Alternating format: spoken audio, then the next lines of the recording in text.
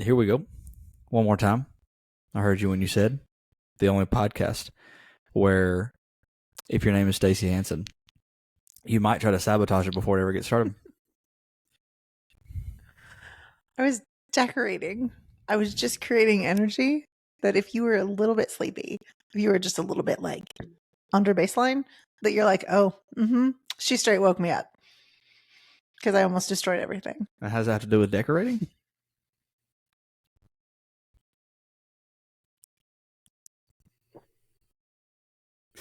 Okay, so if you're watching the video version, if you're not watching the video version, Stacey is currently having her own private laugh session over there.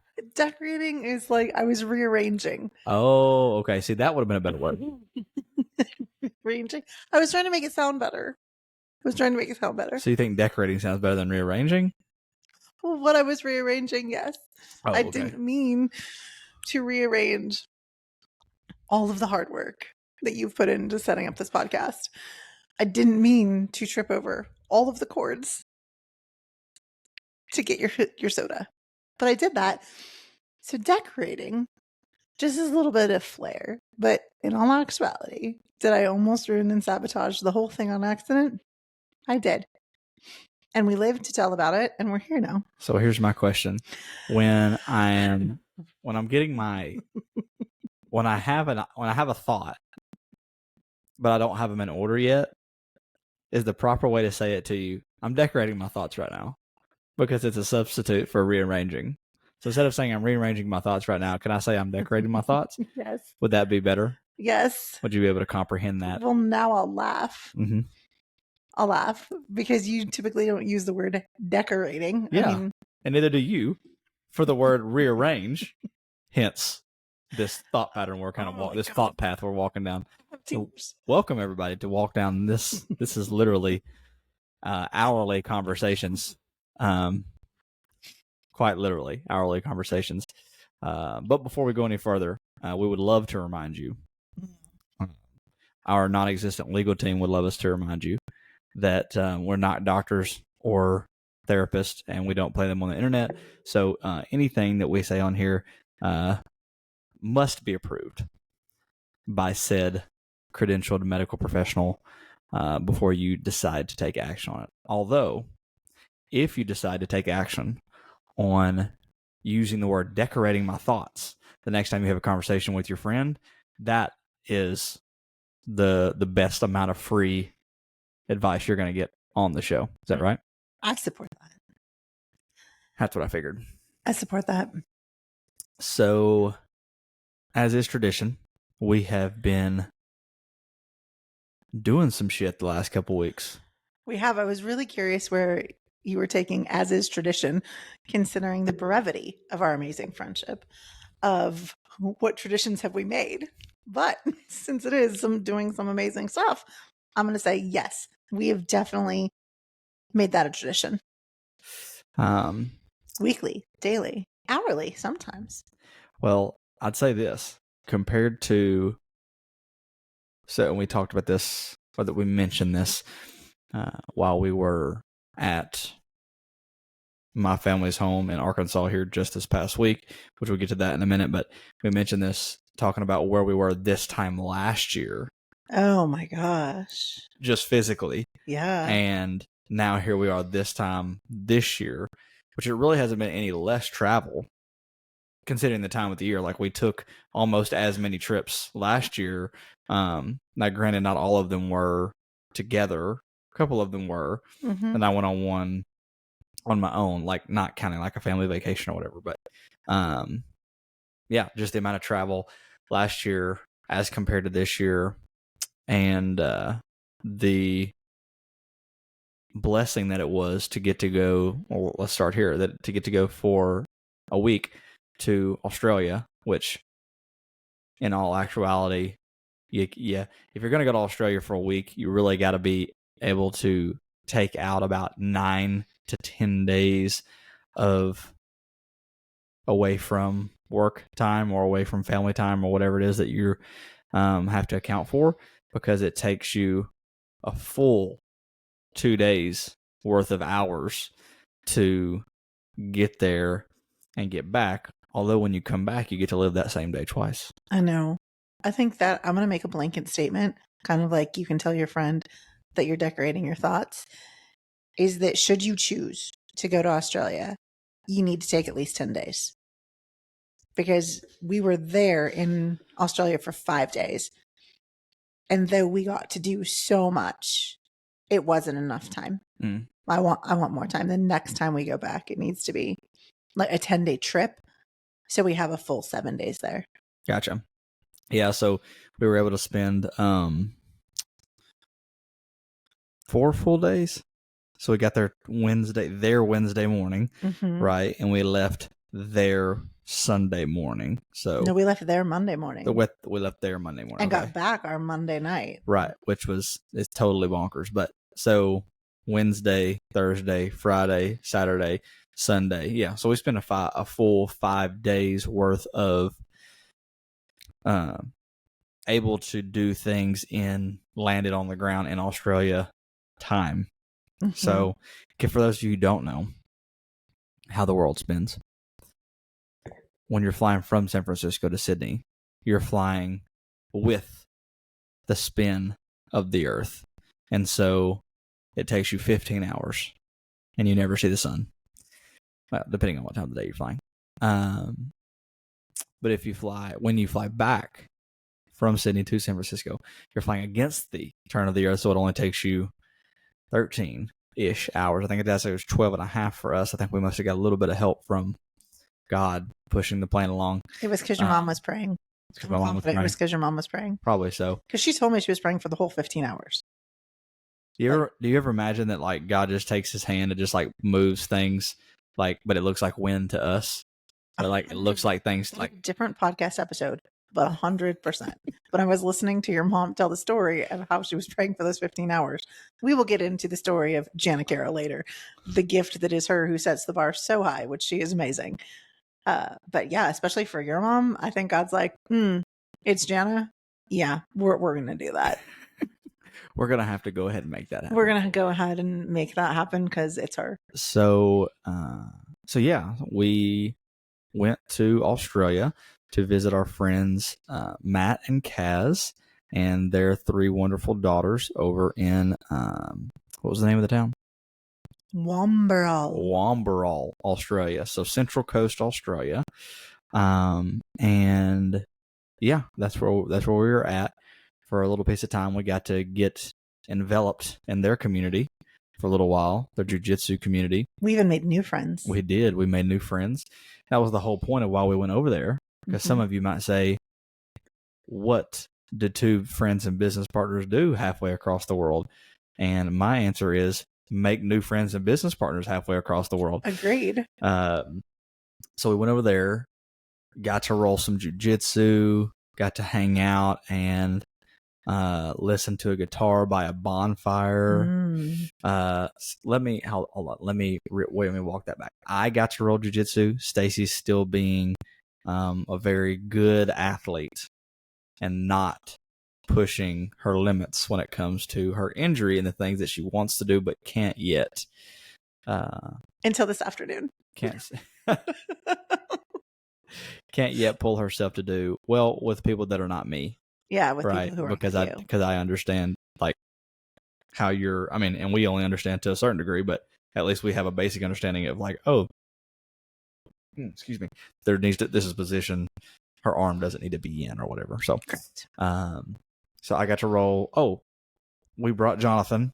We did bring Jonathan. Let's not forget Jonathan. So Stacy's youngest biological son, Jonathan, who actually recently just got engaged. Yeah. Actually, 2 of your sons got engaged. 2 of my sons got engaged in the matter of 2 weeks. In a matter of 2 weeks? Yeah. I thought it was in a matter of like 10 days. No, it was 2 weeks. Oh. It was almost 2 weeks to the day. Oh, okay. But yeah. So yeah, we brought Jonathan with us. I didn't want to come back to this. Yes, our reasoning was to go visit some friends, but it was much bigger than that. Because I think people watching us just on social media is like, that's so cool. They got to go to Australia. But if anybody knows us, that everything we do is with purpose, on purpose. And this was a super relational trip for us to pour into the relationship we have with Matt and Kaz and the girls and to build relationships there. But it turned out to be, I think, more than we could have even imagined that it would be. So what expectations did you have going into this trip that were exceeded? So expectations.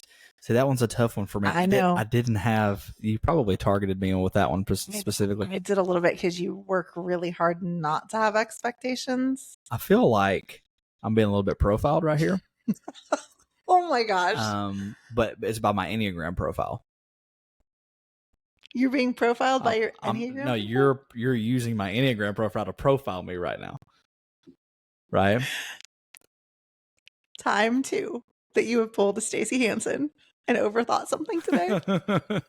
No, we've spent too much time together. I'm joking. No, there were some things that maybe expectation isn't the right word, of things that you hoped for. Yeah. That were better than what you could have imagined. Okay, so first of all, I was really hoping I got to pet a kangaroo, and I did get to do that. You did get to pet a kangaroo. And you pet that kangaroo so well that it wouldn't let me touch it.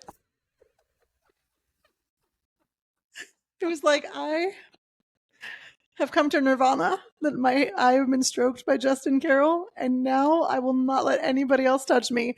So since you got to it first, I did not get to pet a kangaroo, but I'm so glad that dream was fulfilled for you.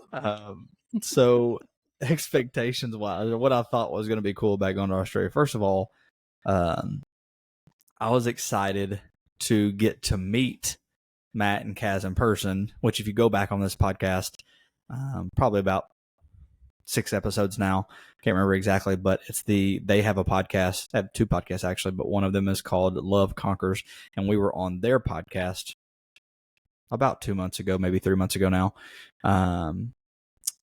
And we rebroadcast it on our feed. So it is actually Love Conquers rebroadcast or something, I think is what it's called on our feed. But you can go listen to that episode with them.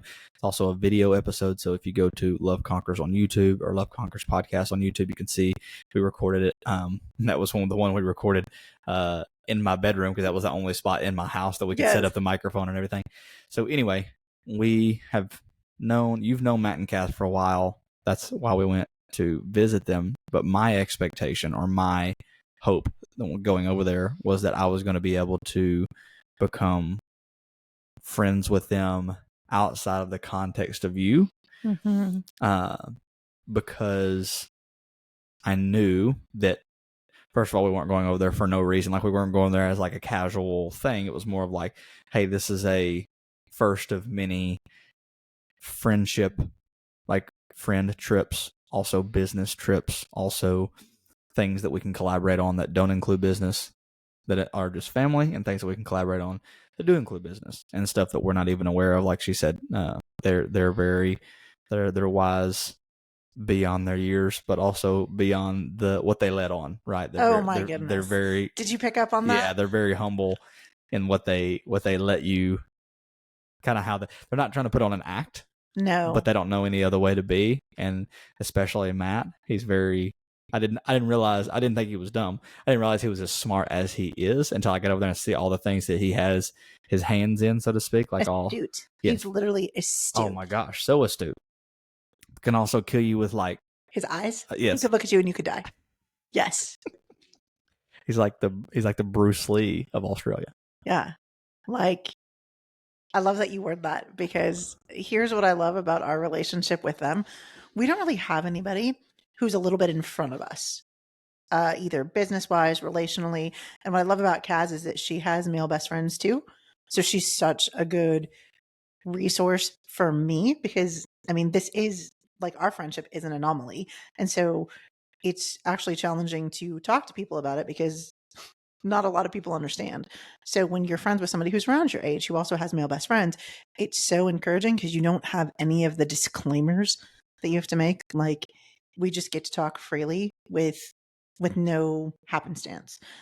But even what they've done in their family and how they raise their girls, and their relationship and what they've done in business. They're further ahead of us than we are in a lot of ways. And so you could tell that there's stuff that they want to give us and they're like, but they can't handle all of that. So we're going to show them this much. Right.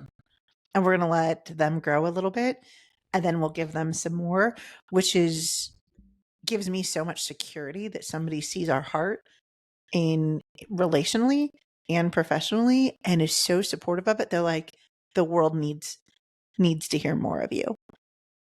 But yeah, Matt is freaking astute, genius. Like, that was probably one of my favorite things of watching your mind and Matt's mind together, because you both have that level of intelligence and just think so brilliantly that I got to sit back and watch two really amazing minds come together and be ridiculously sarcastic and ridiculously brilliant at the same time.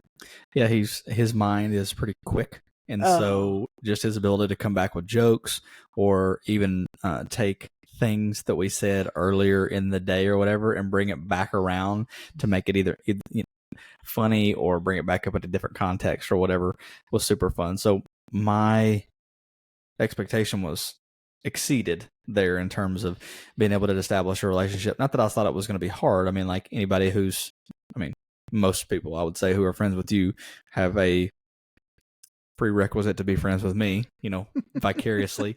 And so anyway, we were able to do that pretty seamlessly.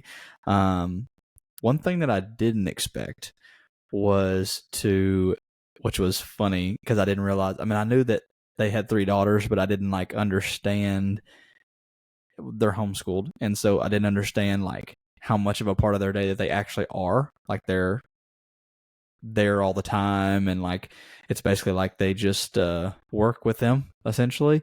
I did not understand how much it would feel like once we got integrated into their life. Because when you go to visit people, you kind of get to see the real life, but typically they are putting other things on pause so that they can entertain you and go like, hey, Justin and Stacey want to go, to see this landmark, and they want to come to the grocery store because I've never been to the grocery store in Australia before and all that. But they allowed us to, they did 2 things. They allowed us to integrate into their normal pace of daily life. They didn't stop things. They added some things maybe that we wanted to go do, but other than that, they didn't necessarily put the regular life on pause because we were there, which I appreciated. And in turn, because of that, I didn't anticipate that I would feel so much like their daughters were my kids too. I was like, oh, okay, this is interesting. It only took them maybe a day to warm up to us, which the daughters already knew you a little bit just via Zooms and stuff like that. But just to warm up to us pretty quickly, especially Jonathan too, because Jonathan's closer to their age than us, and just be able to have a good time. And so that I don't know that they necessarily saw me as an adult so much, because I was playing with them as much as I was watching them. Not that they need to be watched. They're 11 through 15, so they're pretty self-serving, they can do things for themselves. But being able to integrate with their family and almost become a little bit more of a kid again, being able to go swimming because they have a pool and ride their dirt bikes. They only had dirt bikes there recently. They had gotten them, and I grew up with one, so that was a blast from the past for me. And then Matt just has a bunch of cool stuff shoot a bow and arrow. He has a little bow and arrow range out there, and he's got his own gym, and they got goats and they got geese and all this other kind of stuff. So that was the part that I appreciated a lot. I'm not going to put words in your mouth, but I'm going to kind of put words in your mouth for a second, because I think we feel the same way about it. They integrated us into their family and made us family. So if there was something that's already kind of how I had felt with the relationship I had had with them, oceans apart. But we didn't really skip a beat in, hey, yes, you're our guest, but you're also family, and we are going to integrate you into our family as if you've always been here. I don't think there was one moment other than us driving to the store by ourselves. Story we'll get to that story here in just a minute. That it didn't feel like we had always been there. Like, yes, this was the first trip we took, but there was no awkward first. You know, like you have that weird first date or when you make a new friend and you're like, oh, like new friend. There was nothing like that. They embraced us as family. And then their close friends who they relate to as family made us family as well. So it was, even for me, so much more than I could have expected in the level of like intimacy between the relationships of like, oh, this is easy. And it was easy. There wasn't anything. I mean, I love that you said that you got to be a kid. We will get into that. That was one of the favorite things for me to get to watch. Was if you get to play with the girls. And I got to see a side of you that I don't get to see very often, and I got to see so much of it that I loved it. But at the same time, I think they were watching us. I don't think we were responsible for them. I'm pretty confident they led us everywhere because we had no idea where we were or where we were going.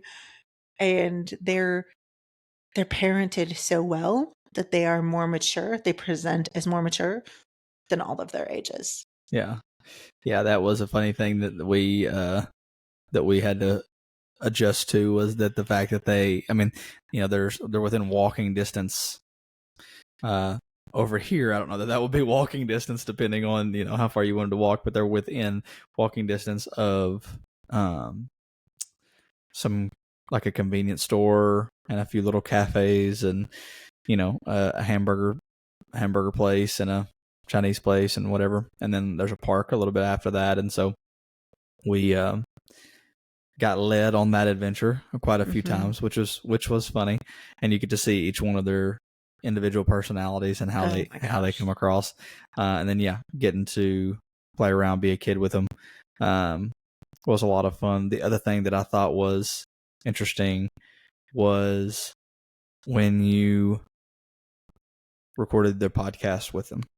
So Stacy recorded a podcast with Kaz and her good friend Rachel, who is also my good friend now too. Who's also your good friend. Just saying. You're right. On their other podcast, the Gi Spot, because they're both high level jiu-jitsu. Rachel's a black belt, Kaz is a purple belt. About how to become a better trauma-informed coach or leader in whatever capacity. And can't wait for that one to be released. I'm sure Stacy will have that on her social media when it is. And the amount of reverence. So I got to sit in the room. I wasn't on the podcast. I just got to sit in the room while y'all were in there. But the amount of reverence that they have for you in respect to that subject, right?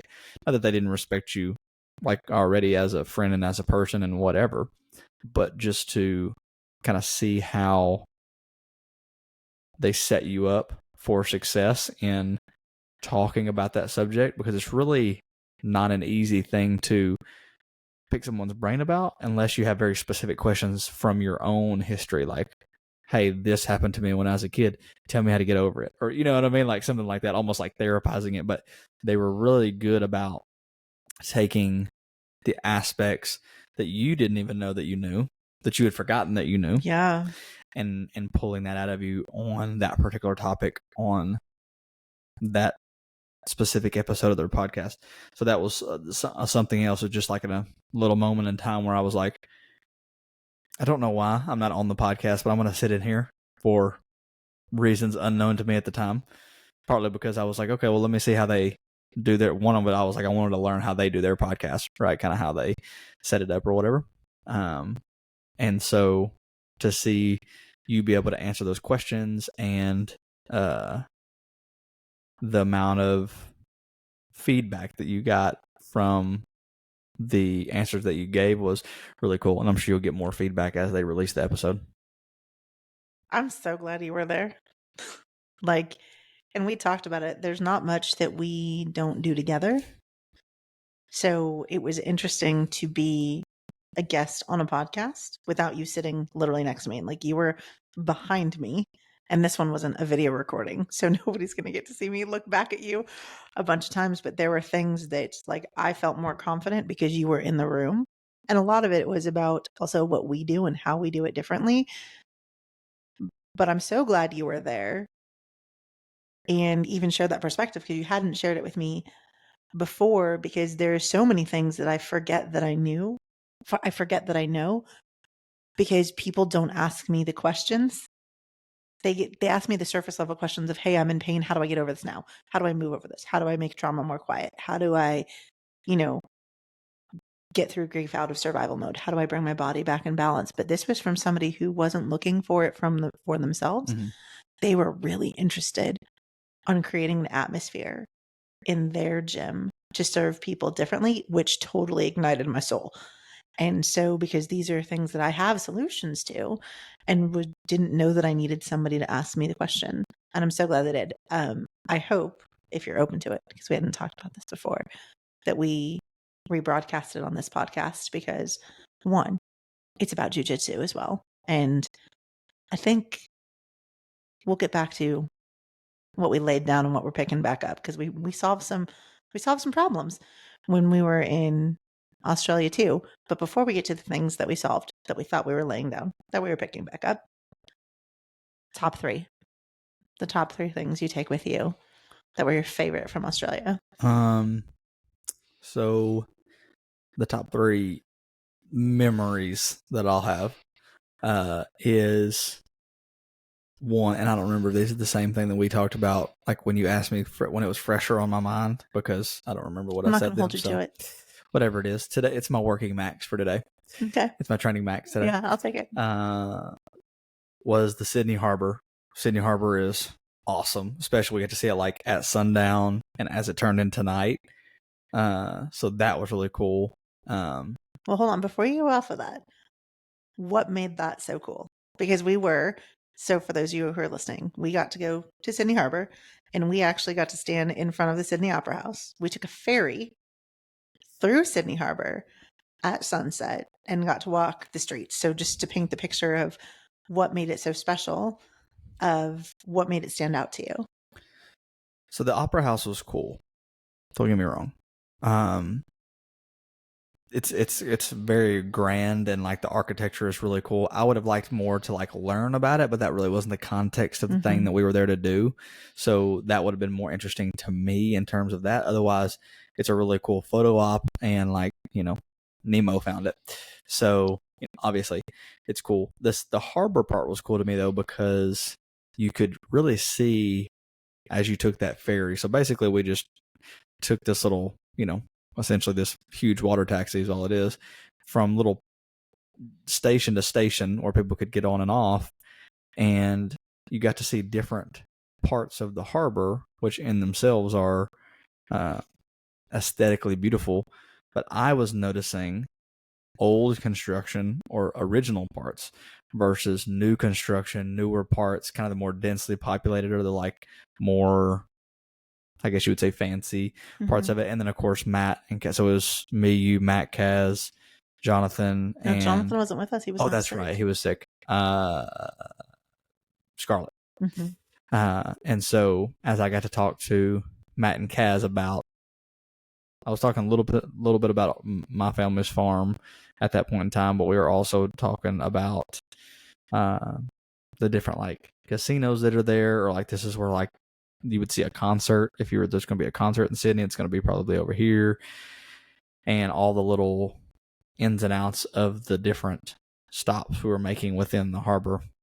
That was a cool part to me. It wouldn't have been as memorable had it just been like me, or had it not been without Kaz and Matt to kind of do some explaining a little bit, because we would have just been like, it's buildings by the water. Like, it's just kind of, you know what I mean? Like, other than it being pretty because the sun was going down, I don't know that it would have been as memorable there. So that was one. Two was watching Matt get his black belt, which oh my gosh. Instead of going through that story, we're just going to direct you to the Love Conquers podcast, because I'm sure they talked all about it. I know they just released that episode They not here too did. long ago, where it says like producer Matt gets his black belt or something like that. So without going into all of it, because that's a big story, the memory that stood out for you, what did it mean to you to be there and watch him? Because we've never watched somebody get a black belt before. I have one friend, my friend Jason, who got his black belt. I wasn't there for that black belt ceremony. So how did it change you watching this whole thing? First of all, I've never, and you've never been to a black belt ceremony, Mm-mm. but I do know based off what their reactions and their stories that this is a unusual black belt ceremony, and the This was fact that special. and the fact that they make people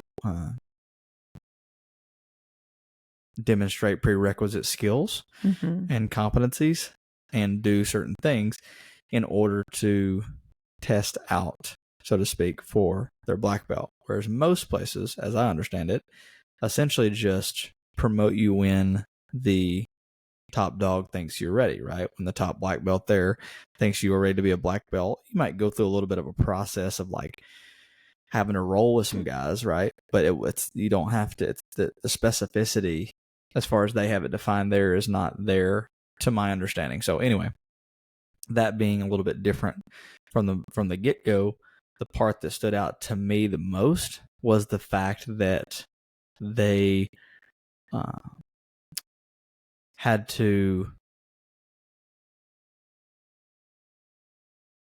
do it with and by the other black belts in their community, and we all got to like sit there on the ground level and watch it in person, right? It's almost like watching it's kind of almost like watching a TV show. Honestly, it was like I was watching it on TV. Yeah, and so especially with Matt's deal, because spoiler alert, he dislocated his finger like 4 times.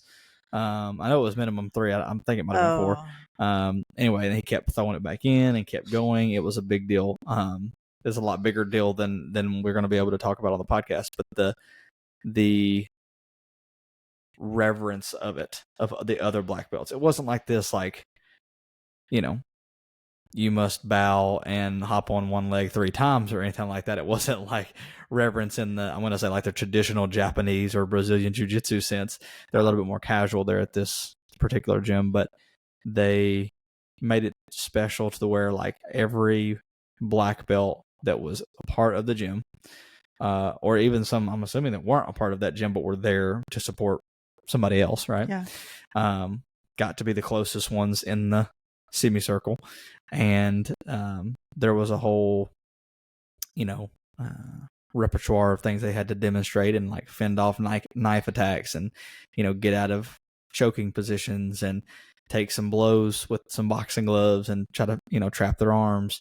And then they also asked them as they're running out of breath, which was very funny, why do you think you deserve to be an iconic black belt? Which Iconic Jiu-Jitsu is the name of the gym there in that we went to. And so that the forethought of them giving whatever was on their heart at that moment about why should they be a black belt, other than the fact that they're all badass physically, can demonstrate these competencies and knock you out with one finger type thing. Whatever it is, that they made them put some emotion behind it, and it was much less of a promotion and more of a, we know you're ready, now tell us why you think you're ready. Kind of like a rite of passage. No, it was remarkable. We'll come back to that because I want to get to your third memory, but that it changed both of us watching that. I mean, not the least of which, because he kept dislocating his finger so many times and you almost threw up, you went outside alone in a dark alley by yourself and laid down on the ground so you wouldn't throw up. And used my gi as a pillow. I was laying in a dark alley in a sports bra. Yes. Wondering that nobody knew where I am and what happens. That happened because for those of you who don't know, my heart is pretty sensy. Outside of this really tough exterior, it was my tender heart was shown. Towards people, not towards animals, though. Like, if it was an animal, I'd be like, okay, because we talked about hunting and, doing all that deer stuff in the field, and I'd be okay with that. But if it's a person, oh, I can feel that. Oh, I felt all that day. Well, if there's anyone we're going to stick out on the main streets of Australia, of Wamberal, Australia, by yourself in a sports bra, it would be you. You probably come back with more money. But anyway, that being said, next time. Yeah, next time. The, I guess, third most memorable piece was getting to, well, I'm going to use a phrase, but then I'll give some examples. So Sure. in a phrase, it was being able to integrate into their life, like we brought up earlier. Like that's one of my biggest memories and takeaways from the trip. And I'll give you a couple specific examples. So got to go and harvest or help water or whatever their little greenhouse garden area they have there. It's not little, it's big for 99% of the people who are here. It's a pretty good size garden, raised bed situation, and just kind of help Kaz out there, and talk to her kind of one-on-one while she was just picking out some carrots and getting some lettuce and all that kind of stuff. So that was cool. And then on the flip side with Matt, he and his buddies, which they call themselves the Rona Rats, because it was a very small and specific group of guys who continued to train jiu-jitsu in Matt's shed in their shop area, even during the pandemic. And so they've kept this small group of guys going every Sunday forever, right? So anyway, they allowed me. They did allow you. And by the way, this group of guys is not just your average run-of-the-mill, jiu-jitsu practitioners. They are all black belts minus like one or two. One of them's a brown belt. The other one's like a really high, like a really good blue belt. But yeah, so they did allow you, and not only allowed you, invited you in. They invited me in, and used me like the rag doll that I am on the jiu-jitsu mats. Good thing I'm really strong. Good thing you're strong and you're pretty. Yeah. They're like, oh, come here. Now this one dude, the guy who was a cop. Remember, he was at the party. He had the baby or whatever. Yeah. He was in there. He's one of the guys, and that dude is stronger, prettier, and better at jiu-jitsu than I am. Yeah. He was definitely the guy who was like, I don't know how I ended up in this position, but I did. Everybody else, I could kind of feel myself. I could kind of feel myself losing as time went on, right? Or just regaining some type of position that wasn't advantageous. But yeah, for him, for sure. And he was kind of quiet too. So I was like, this guy's probably just going to stealth. Yeah. Just manhandle you. Make me not feel like, make me feel like a little bitch, for lack of a better term. But it wasn't in any malicious content. They knew that I'm a tap early, tap often type of person. So I was like, hey, white belt, just here to learn, just here to have a good time. You know what I mean? And before I knew it, it was time to stop. Like they were done or whatever. It had been an hour or an hour and a half or what. I don't even know how long we rolled. But they were very organized with it and very nice and very appreciative or very welcoming. And I appreciate that from that side of things too. So that was one of the bigger moments for me. So what was the biggest perspective shift that you had, maybe personally, on this trip? That you're like, hey, I'm different because I went.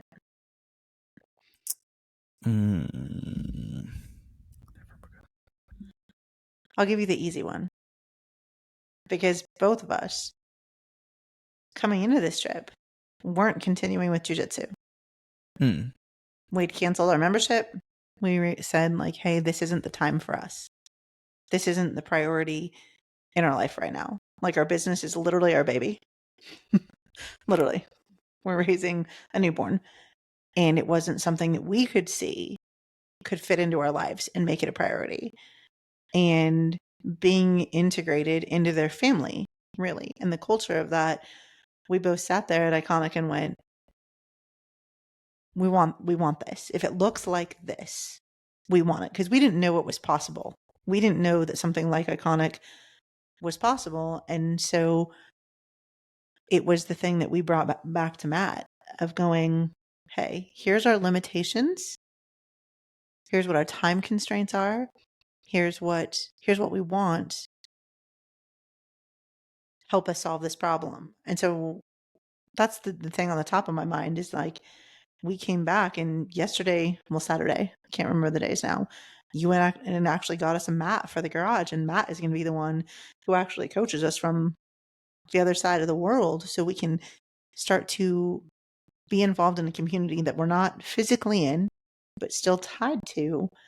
And I was like, I did not expect that out of this trip. I didn't think that we would be coming home and on Facebook Marketplace looking for jujitsu mats to roll together in your garage. That was not on my scope of reference.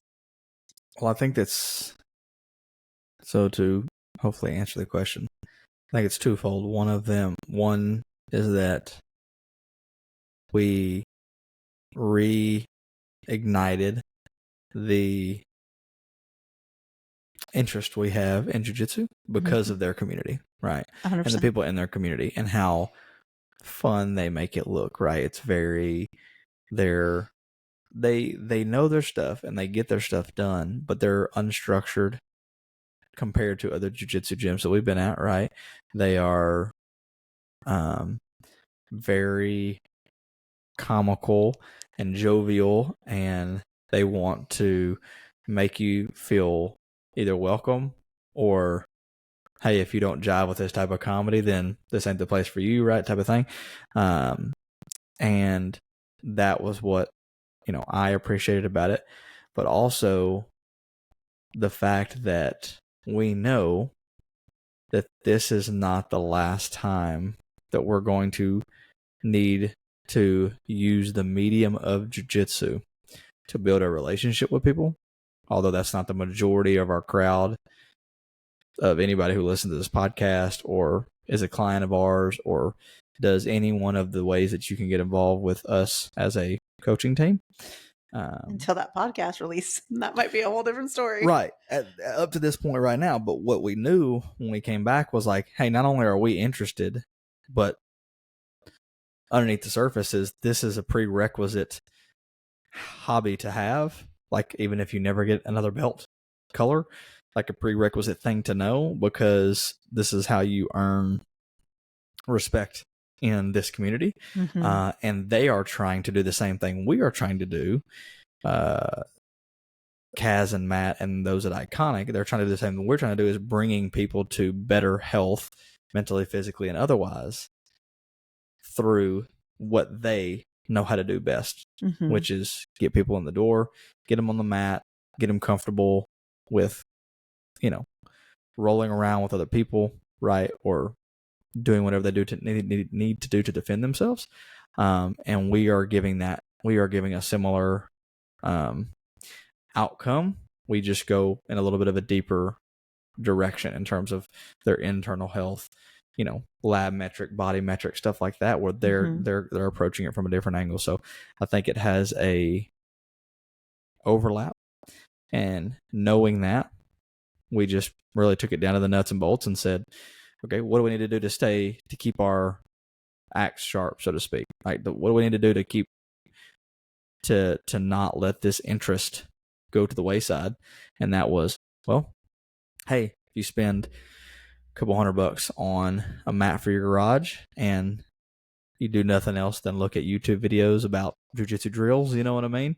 Like, that's still something that's staying engaged in some way, shape, or form, and it may be very maintenance level, but the more you do something, the better you're going to get at it, just by way of doing it continually and repeatedly and with the intent of getting better. And then, of course, you add Matt in there as basically a specific and progressive coach to be able to give us things to work on.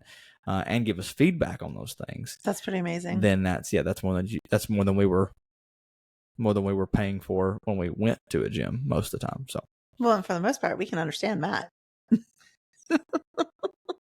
for the most part, until he starts to talk really fast, and then we're like, hold on, can you explain what that word meant? Because us Americans over here, that means something different.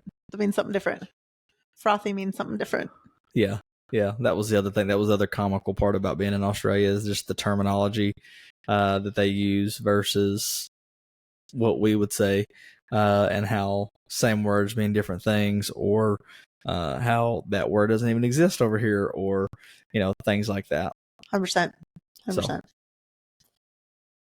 So if I were going to add my favorite 3, one was getting in trouble with my kid. That was not ever lost on me, that when we started this company, we had visions for what it would mean for our family and what it would mean for us too, that we would have the freedom to travel. And so though this was a relational, it was a both trip. Like, it was building relationships within our business, but it was also building our families. And so for me to get to take Jonathan with us on this trip, and he had a relationship with Matt and Kaz and the girls, so it wasn't that we were just bringing him in and he had no context, was, as a mom and as a business owner, going, this is why we do what we do.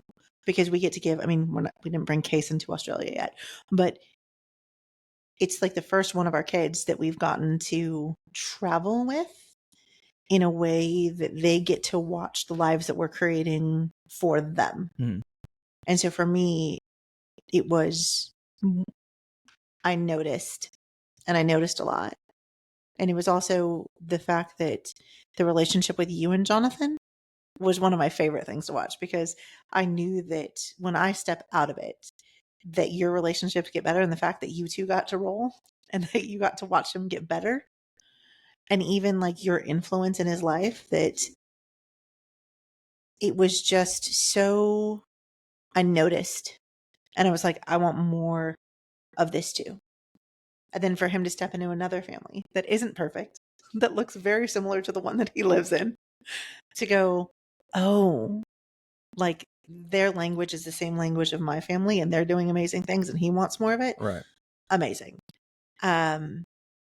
Number 2 would be making pies with you and Willow. That I just getting to be there and bake and do something that I love, and and you did it by yourself, by the way, for those of you watching. Justin Carroll makes a fierce lemon meringue pie. And especially the meringue part. You knocked that meringue out of the park, I sir. meringued it up, boy. You meringued it up. Your crust, flaky. Custard, creamy. Meringue, fluffy. Yeah, that it might even inspire. I mean, we haven't talked about it again since, and we worked on our week we worked on our week today. We worked on our week this week. That's what I wanted to say. It's only Monday. We've done a lot of work today.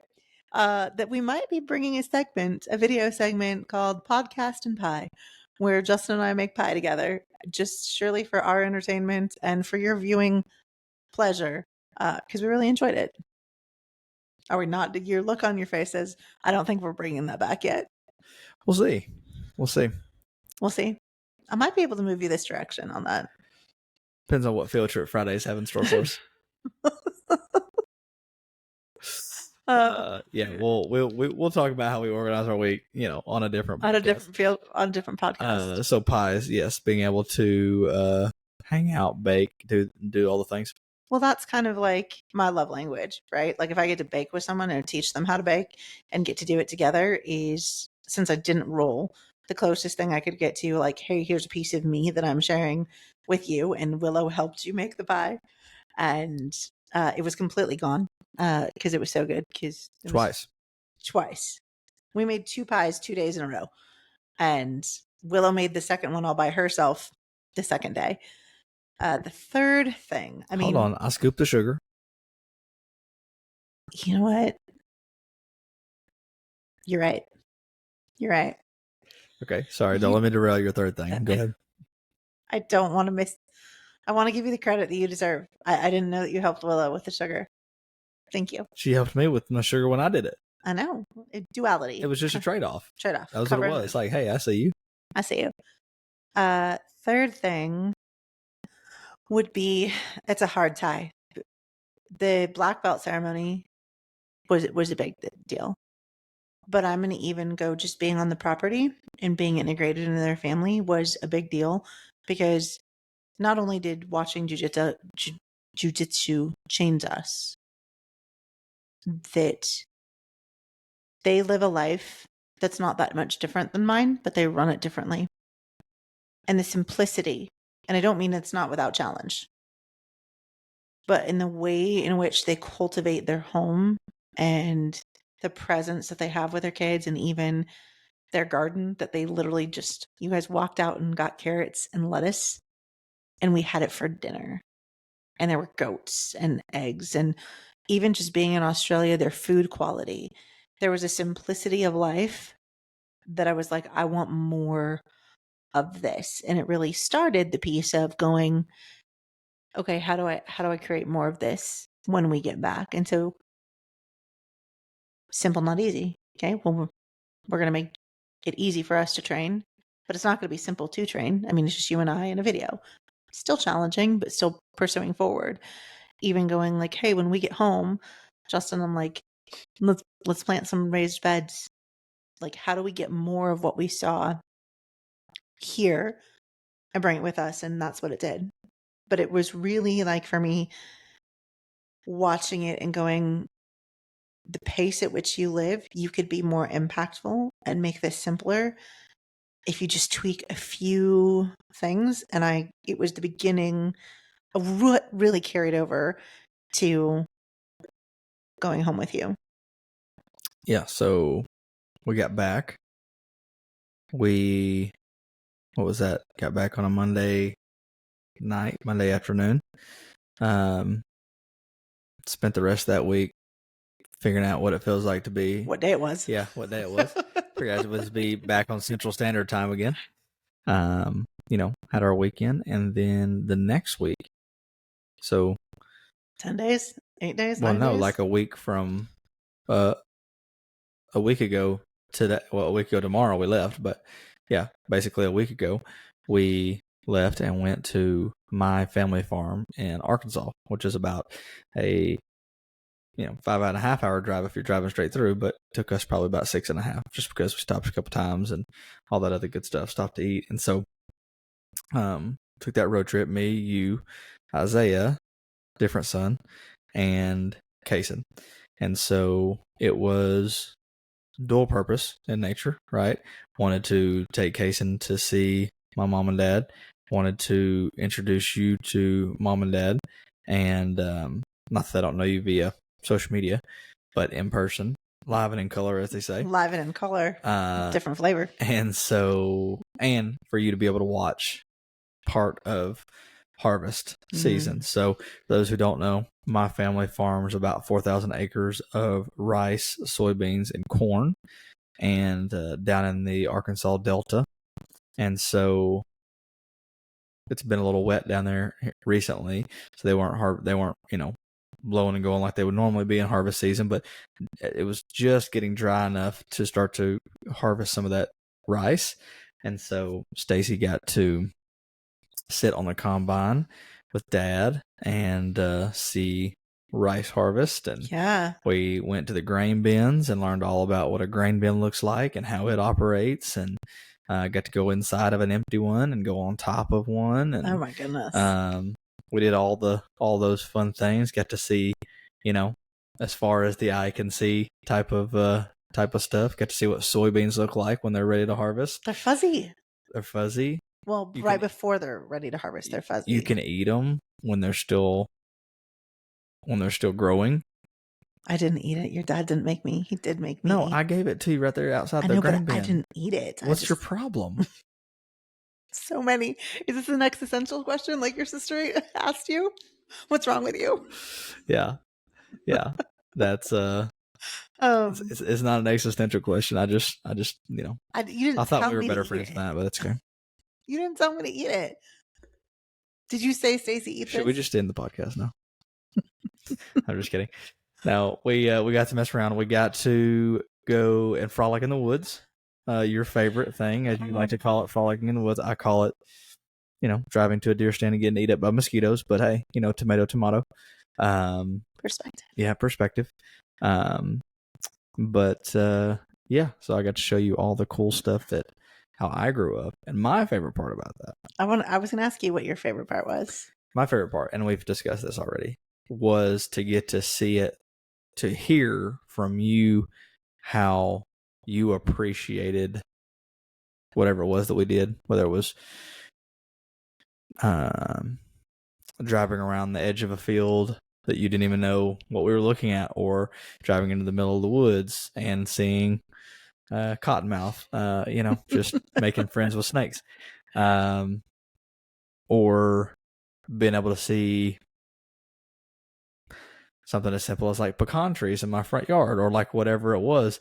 I was like, maybe I am too used to, like, maybe this is just not a thing to me because I grew up with it. You know what I mean? That type of thing. You don't know any different. Well, yeah, it would kind of be like somebody growing up in, like, on the beaches in Hawaii, and people come there to vacation. I'm like, oh my gosh, it's amazing. And I'm like, but I did this every single week after I got out of school. You know what I mean? Like that type of thing. I'm just trying to think of something that most people could relate to, but just your interest in what was going on there and the pace of life that is lived there gave me a different appreciation for. I mean, I knew that it was uncommon to have that experience, but growing up, that's just like most everybody at least knew what it looked like, right? Mm-hmm. Now, I could argue that there are probably people who, even in the town of Brinkley, which I live right out 7 miles outside of, that's the farm is 7 miles outside that little town that I grew up in. Called Morrow, Moro, because I do know how to spell it now. Well, Morrow is the address. Brinkley is where I went to high school at. Brinkley is where the interstate is. Morrow, right? The farm is technically in Morrow if you were going to address. That's where mom and dad's house is. Okay. But we drove through Brinkley because if people are going to look on a map, they're going to try to find Brinkley. Yeah, that's easier off the interstate. That's easier to find. Yeah. So anyway, or Swamp Poodle if you're from that area. Oh. But you're not going to find Swamp Poodle on a map. Not yet. Not yet. Oh, you just wait. There's things kept making a comeback. By the way, Ted left Ted's hat in my truck, so I had to give it to you today. Thank you. So seeing your appreciation for the things that I took for granted, even though I'm not around it as much anymore because I live here, but the way I'm going to be able to look at it now when I go back, like every time I go back to hunt or whatever it is, like I'm going back here in October sometime just to help dad get some stuff set up for hunting season. And so just being able to go back and be like, oh, okay, well, this is what it means to come back to this, because not everybody gets to come back to this. You know what I mean? So that was what was cool about it for me. I hope that you always, when it feels normal again, that you remember what it looked like through my eyes. Because I didn't want to leave. If you would, we even talked about it on the day we left, like, if you'd been like, Stace, you want on the side by side? I'd be like, let's go. I don't care if the mosquitoes make me a 5-course meal again. I will do it. I will do it again.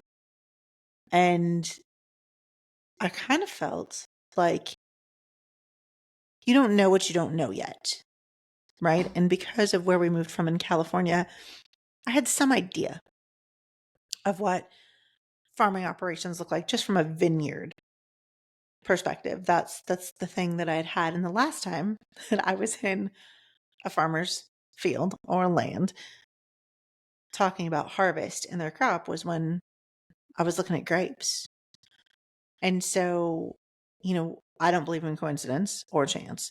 And so here we were 10 years later to the day, which we didn't know until the Facebook memory showed up that night, was the same day that I'm in your dad's combine harvesting rice, with your kid asleep in my arms. Having your dad explain to me like the operations, and it was just like so much clarity in a moment of something that is so complicated. Like I didn't really grasp how much of a farming operation is a legitimate,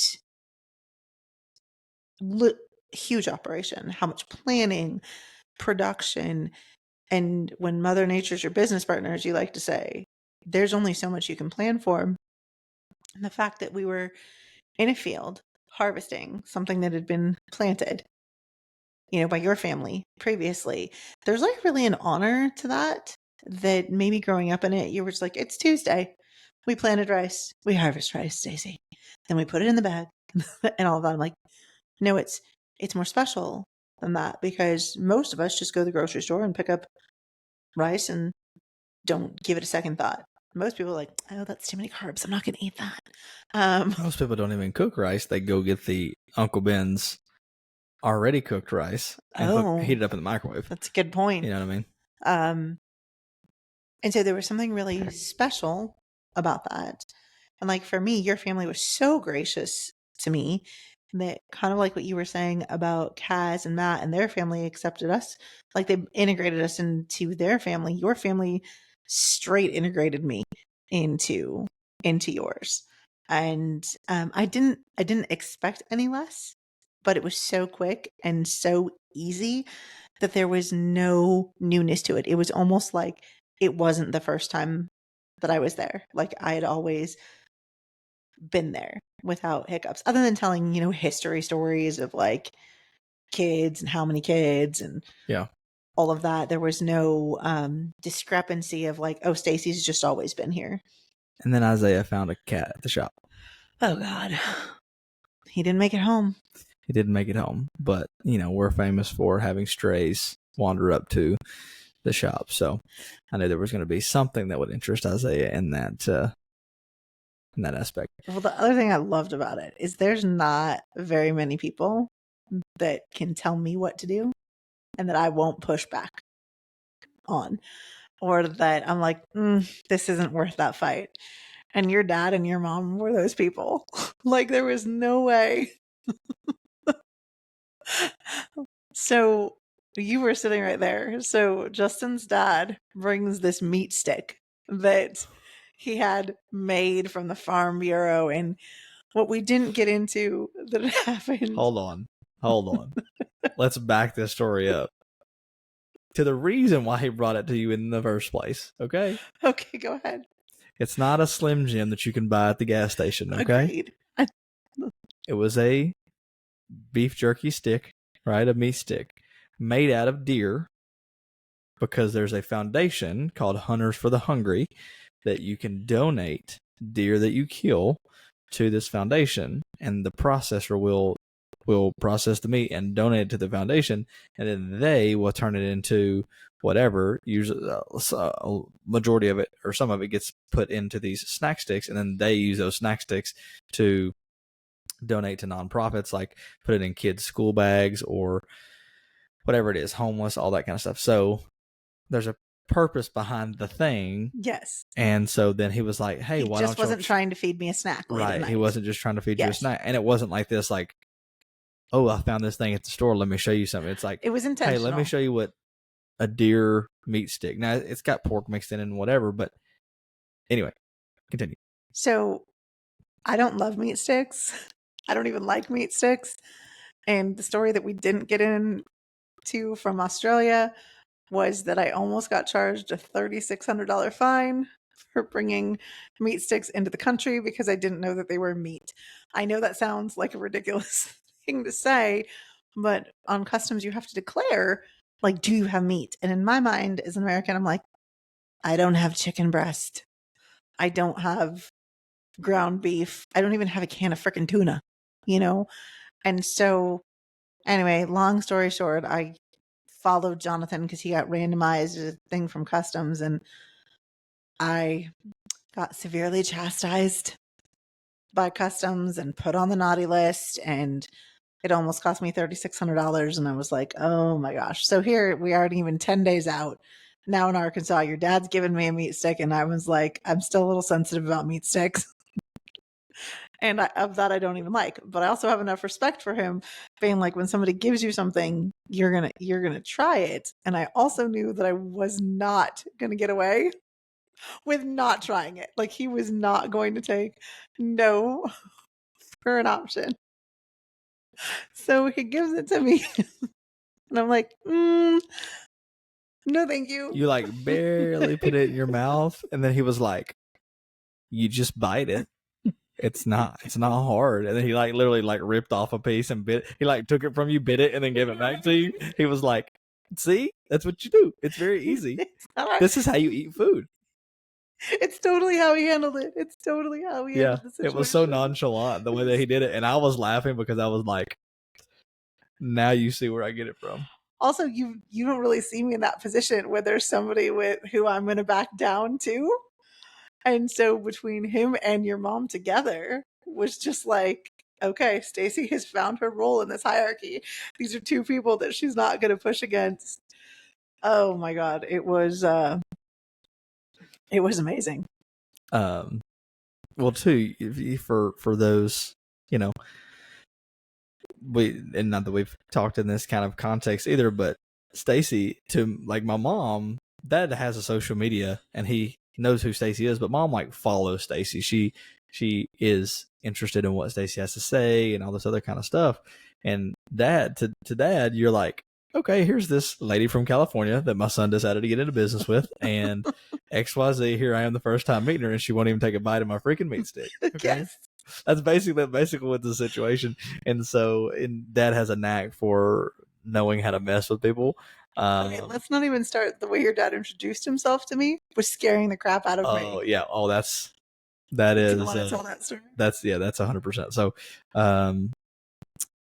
we're sitting in the living room, and we had gotten there, and Dad was working when we got there. So this was like in the afternoon, so he hadn't come back home yet. And so he comes in, and every time one of the grandkids is there, he always comes in really quiet because he tries to scare them because he knows he'll be like playing distracted doing something else. So he comes in, and he's like crawling on the floor, like through the kitchen and coming into where the living room is. And there's a little room off of the side of the living room we call the playroom. It's just like an extra room where like the toys and stuff are. And so Cason's in there messing around, and you're sitting there in the chair, and Mom's sitting on the couch, and I'm sitting on the floor or something like that. And so we're all talking, and you see me look behind you, and then you just kind of like barely looked, and you were like, oh, okay, like John's here, whatever. And so you thought he was just going to crawl behind you and go scare Kason. 100%. So what he does is he turns, comes up behind Stacy, and just like pops out, grabs her or something. I don't know what it was. Like pops out right there at like the arm of the chair level. And oh my gosh, it scared the crap out of you. And so you're sitting there, you know, out of breath now from being from jumping. And we were all sitting there laughing. And then he goes and finds Kason, and you know, the rest is history. But yeah, that was the welcome to Arkansas, Stacy. Oh my gosh. Oh, and there's, I mean, I'm definitely want to come back to tie it into Australia, though, is that there was such a beauty of watching your family and getting to be a part of it, because I got to meet your sister and your brother-in-law and her kids and Jim and Rhonda and who else? Hold on, there was a partridge in a pear tree. Who else? My mom's sisters. Oh yeah, your mom's sisters. And once your mom's sisters got there, that was fire. Well, and that was like a special treat. We just happened to hit it on the right time, because mom's sisters live in a different part of Arkansas, like 4 hours away. And so they were coming just to see Mom for the weekend and hop on the combine and do the harvest situation as well.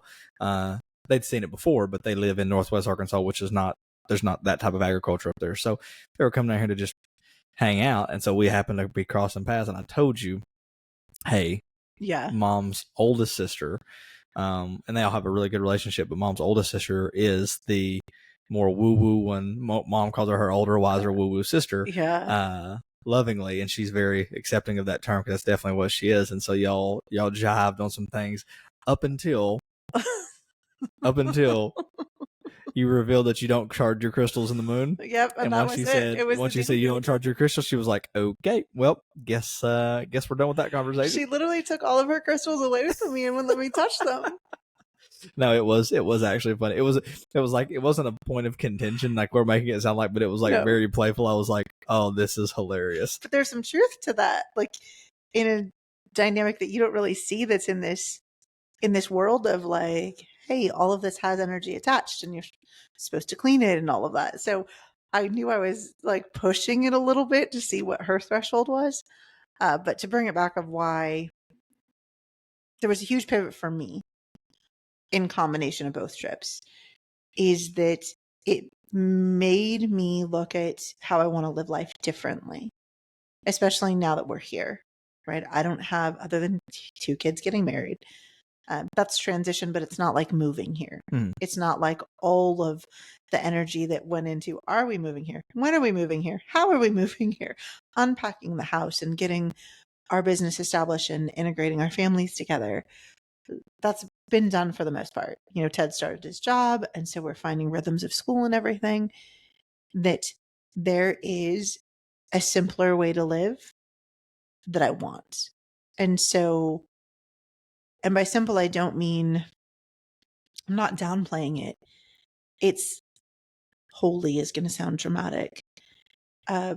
It's peaceful and it's intentional. It's intentional. Right. And it's curated, but it's not complicated. It still takes work to do it. And I'd rather do the work chasing simple and impactful than more of what I know. So kind of like intentionally pulling back and being, Justin, can we take pallets from your family's farm to build our raised bed? Done. Like, and it's so important to me that those pallets, like that we got to take them from your home to build our raised bed, of which we really do not know what we're doing. And that's fine. We'll figure it out. I mean, we built a cold plunge. We built a cold plunge. Right. We built a company. Built a company. Sure as hell didn't know what we were doing when we started that. No. And some days it still doesn't. Hey, other companies don't have field trip Fridays. I know. So we're not hiring yet, but field trip Fridays. Anyway, just for Josie. Yeah, just for Josie. Josie. She can take a field trip here. Yeah. Shout out to what's her name on Instagram? Oh, Betty Fetty. Oh, or Fetty Betty. Shout out to Betty Fetty. Shout out to Betty Fetty. So here's what I'll give it to kind of put a bow on a little bit. I think what you're noticing, and what I noticed too now that you're mentioning it, and I don't notice this about my family necessarily, although I do agree with you. There's an aspect there. I'd noticed it more because it was an environment I wasn't used to being in Australia, is that you can tell when you're around people who live with a very intentional cadence, right? Like when they're not like doing things that are just to do things, like doing things superfluously, which, you know, is a larger word than it probably is necessary, but that's okay. You know, I love when you bring big words to the table. They're not doing things outside of what they believe is going to lead to a better life for them, right? So like the way the Matt and Kaz carried themselves and the intentionality that with which they raise their kids and have friends, and the not large number of friends that they talk to. I mean, it's a very small group of people.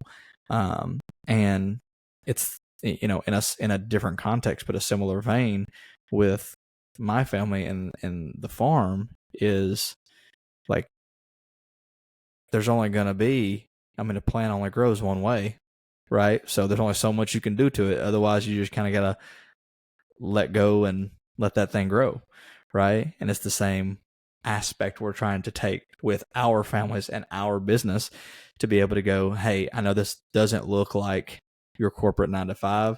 It doesn't look like the way that maybe you have seen growing up, of like, work is here, family is here, you get 2 weeks of vacation a year, and that's what you look forward to the whole time, and the rest of it is whatever the boss man says, right? And so we are trying to purposefully show people not just how to get healthier, right? Because that's what our main objective is to show people how to overcome some of those things that they can't seem to understand about their patterns of behavior and how that sabotages their health, and give them the complete package in that area. But also to go, hey, this is what life could look like when you create the conditions and the intentionality to live the life the way that you see fit, the way that you want it to be lived. And everybody has different constraints, right? We understand that not everybody's going to be able to work on their business whenever they want to, like we can at this point in time, right? Well, not everybody's going to be able to keep their kids home a couple days a week, or whatever the things that we find ourselves blessed and lucky and fortunate enough to be able to do.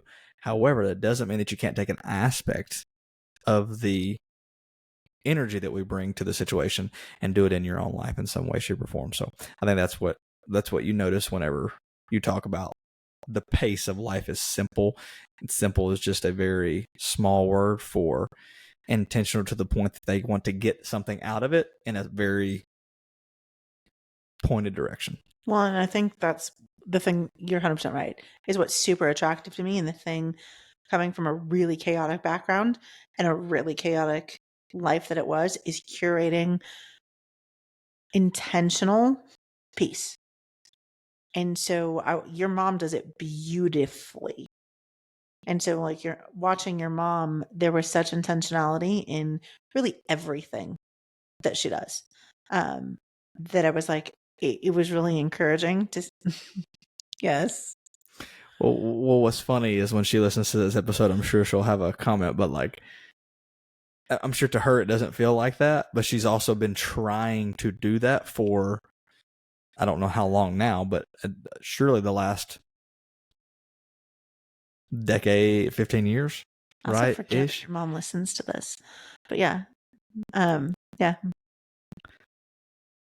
it's super intentional. I notice, and for me, because it's something that I try to do in every relationship, it was so refreshing to see it in somebody else. I'm like, okay, and she's a little bit ahead of me in life, so I'm like, so I'm watching. I'm watching. Yeah. So, you're shooting for mother and grandmother of the century status. That's not a competition. I mean, your mom set the bar pretty freaking high. Like, stepping back into your life makes so many things make so much sense about you, but really, like, the gift that your family gave you, like, not gonna get teary, but literally, like, one of the most amazing things to watch was the notes that your mom had on your bathroom mirror. That's, like, intentional on a level that I'm like, dang. Like, dang. And I'm super thankful she did, because I'm here with you now. So, like, Hey, if it weren't for the notes on the bathroom mirror, who knows? who knows? Could have been a crackhead. I would not have said yes to you. So in that's really been our last 2 weeks, which is so much that I don't want to discount, like, that we so enjoy what we've gotten to do, but it wasn't happenstance. And now that we're home, we actually have a responsibility to take what we've learned and what we've gleaned and not be the same in coming home. Because I think a lot of people take a trip or even listen to this podcast or hear us once and be like, oh, that's great information. And you have intentions that, oh, I'm going to make this pivot in my life. I'm going to do something different. And then the next thing gets your attention and you move past it. And I'm not willing to do that in regards to this, which I'm so glad that you made the effort to go pick up the mats. I'm so glad that we brought home the pallets, and it'll be that constant reminder when the next thing wants our attention, because there will proverbially be the next thing that has our attention, that we have these cornerstones to come back to and be like, hey, don't forget what you learned. You're not there yet. As you guys build this and as momentum carries us and as we get to impact more people's lives, that what we really want is literally right in front of us if we're willing to pay attention to it. 100%.